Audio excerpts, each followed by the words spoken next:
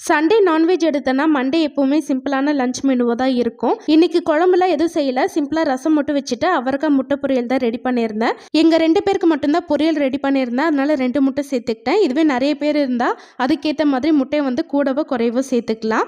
இதை ரெடி பண்ணுறதுக்கு கொஞ்சமாக எண்ணெயில் கடுகு, கருவேப்பிலை, வெங்காயம், கட் பண்ண அவரைக்காய், 1 டேபிள் ஸ்பூன் குழம்பு மிளகாத்தூள், தேவையான உப்பு, காய் நல்லா வெந்து வர்றதுக்கு தேவையான தண்ணி சேர்த்துட்டு மீடியம் ஃப்ளேமில் ஒரு 5 நிமிஷம் நல்லா வெந்ததுக்கப்புறம் லாஸ்ட்டாக முட்டை சேர்த்து கலந்துட்டிங்கன்னா பொரியல் வந்து ரெடி ஆகிடும். காய் நல்லா வெந்து வர்றதுக்குள்ளே கொஞ்சம் சின்ன சின்ன வேலையெல்லாம் இருந்தது, அதை தான் பார்த்துட்டு இருந்தேன். ஏஎம் பேக்ஸ் இன்ஸ்டா பேஜ்லேருந்து ஃபஸ்ட்டு ஒரு பேக் வந்து சென்ட் பண்ணியிருந்தாங்க. அதோட குவாலிட்டி ரொம்ப நல்லா இருந்தது. அதனால் மறுபடியும் 2 பேக் வந்து ஆர்டர் போட்டிருந்தேன். ஒன்று வந்து எங்கள் அத்தைக்கு, இன்னொன்று வந்து என்னோட ஃப்ரெண்டுக்கு. இதோட ப்ரைஸ் 230, வாட்டர் ப்ரூஃபும் கூட. உள்ள நல்லா ஸ்பேஷியஸாக இருக்கிறதுனால நிறைய திங்ஸ் வந்து ஸ்டோர் பண்ணிக்கலாம்.